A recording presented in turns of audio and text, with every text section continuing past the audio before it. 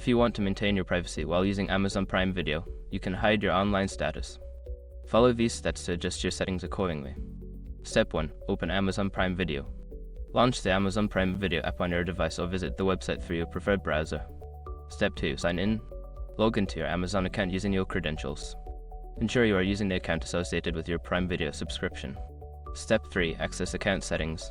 Navigate to the account settings by clicking on your profile icon, usually located in the upper right corner of the screen. From the drop-down menu, select Account and Settings.